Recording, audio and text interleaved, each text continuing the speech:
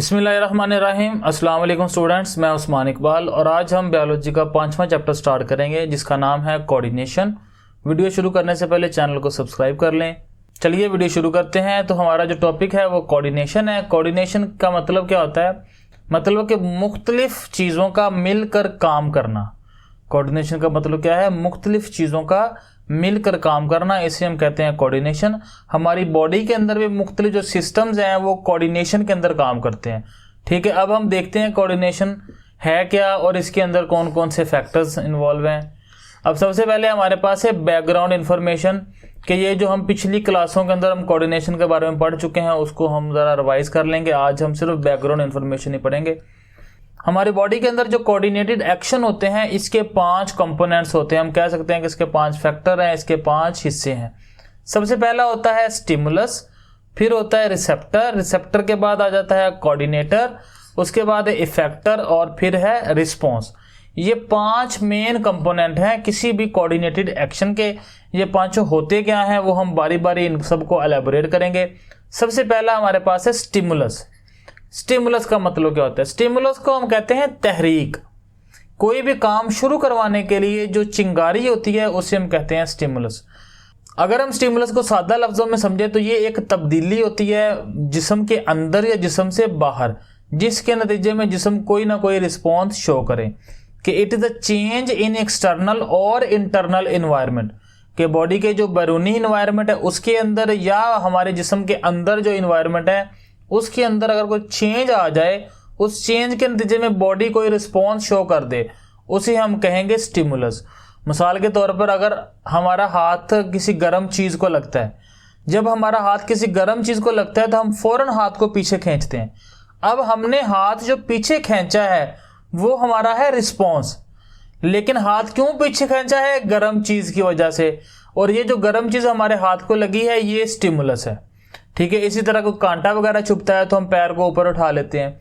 इसकी सादा मिसाल ये है कि जब हम घर के अंदर कोई मज़ेदार चीज़ बनी हो, खाना वगैरह बना हो जो हमें पसंद हो, वो खाना जैसे ही हमारे सामने आता है हमारे मुंह में पानी आना शुरू हो जाता है।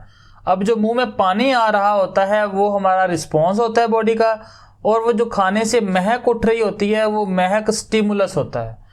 ठीक है, कि बॉडी के बाहर या अंदर कोई भी ऐसा चेंज जिसके नतीजे में बॉडी कोई ना कोई रद्द अमल दे, रिस्पॉन्स दे, उसे हम कहेंगे स्टिमुलस। अब ये यहाँ पर इसकी डेफिनेशन है, एनी चेंज इन एक्सटर्नल और इंटरनल इन्वायरमेंट, कि कोई भी बैरूनी इन्वायरमेंट या अंदरूनी इन्वायरमेंट में कोई तब्दीली which can initiate a response in a body, जिसकी वजह से जिस्म के अंदर कोई ना कोई रद्द अमल आ जाए, इज कॉल्ड स्टिमुलस। इसे हम कहते हैं स्टिमुलस। ये इसकी डेफिनेशन है।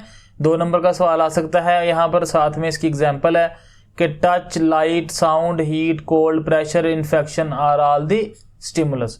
कि जब हमने गर्म चीज़ को हाथ लगाया तो वो टच है, महक खाने की आई वो हम स्मेल करते हैं उसको नाक के ज़रिए। इसी तरह अगर हम क्लास के अंदर पढ़ रहे हो और बेल लग जाए, अब बेल यहाँ पर हमारे पास स्टिमुलस है। इस स्टिमुलस के रद्द-ए-अमल के अंदर हम अगले पीरियड के अंदर जो पढ़ना है वो बुक्स निकाल लेते हैं और पिछले पीरियड की बुक्स को हम बैग के अंदर रख देते हैं।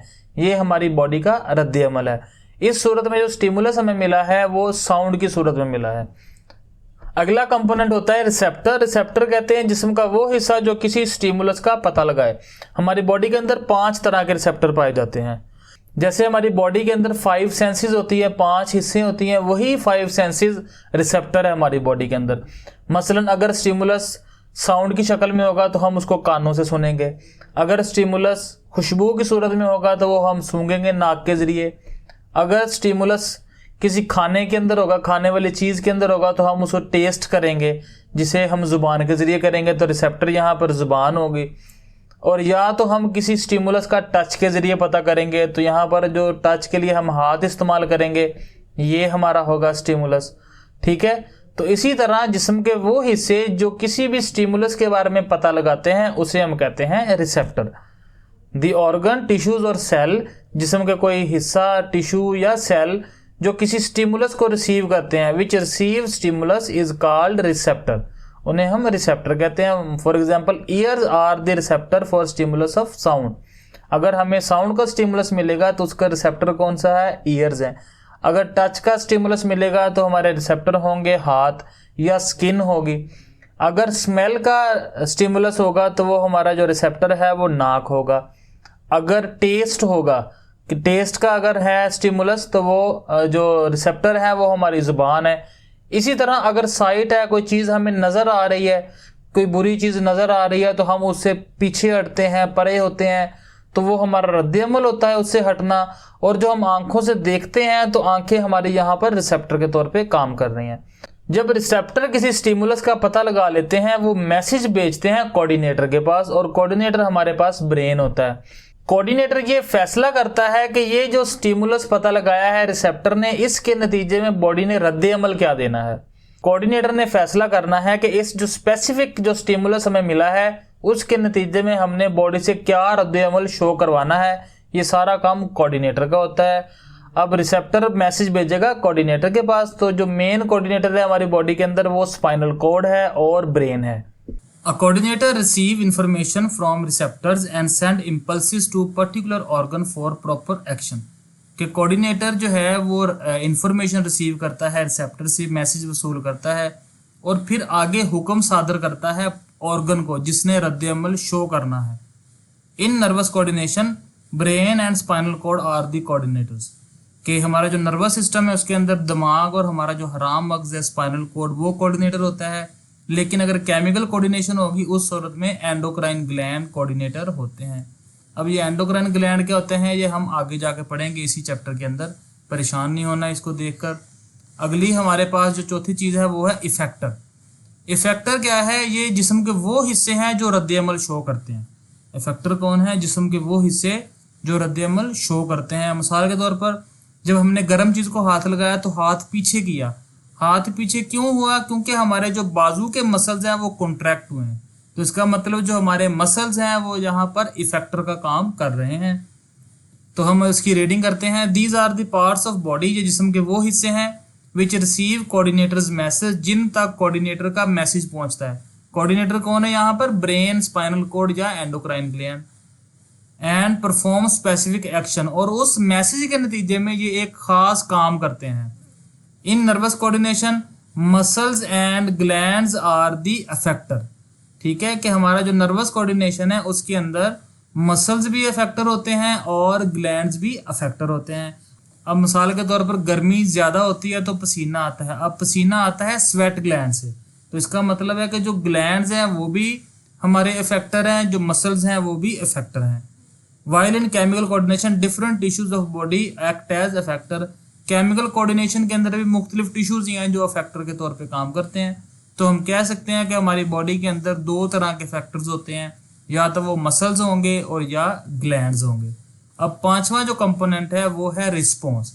रिस्पॉन्स कहते हैं रद्द-ए-अमल को, कि जिस्म ने जो काम किया है वो रिस्पॉन्स है, जिस ऑर्गन ने काम किया है वो ऑर्गन इफेक्टर है और जो काम किया है वो रिस्पॉन्स है।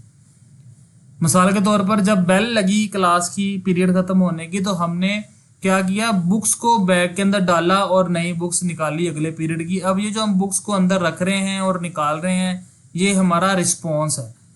ठीक है, a response is the action perform by affector. के रिस्पॉन्स वो काम है जो इफेक्टर करते हैं on receiving the message from coordinator, coordinator से मैसेज मिलने के बाद। For example pulling our hand away from something very hot, कि किसी गर्म चीज से अपने हाथ को पीछे खींचना, ये हमारा रिस्पॉन्स है। अब पीछे खींचने के लिए होता क्या है कि मसल कॉन्ट्रैक्ट कर रहे हैं। अब जो मसल कॉन्ट्रैक्ट कर रहे हैं तो मसल यहाँ पर इफेक्टर है, उस कॉन्ट्रैक्शन की वजह से हाथ पीछे आ गया, ये हमारा रिस्पॉन्स है। ठीक है, अब आगे हम कोऑर्डिनेशन की डेफिनेशन देखते हैं। Coordination means integration among different part of body and their response to stimuli in order to keep harmony with the environment. Coordination के अंदर मुख्तलिफ बॉडी पार्ट्स एक दूसरे के साथ मिलकर काम करते हैं। ठीक है, मुख्तलिफ बॉडी पार्ट्स एक दूसरे के साथ मिलकर काम करते हैं, इसी को हम कोऑर्डिनेशन कह देते हैं। कोऑर्डिनेशन जो है तमाम जानदारों के अंदर होती हैं। जानवरों के अंदर या इंसानों के अंदर कोऑर्डिनेशन के लिए दो सिस्टम पाए जाते हैं।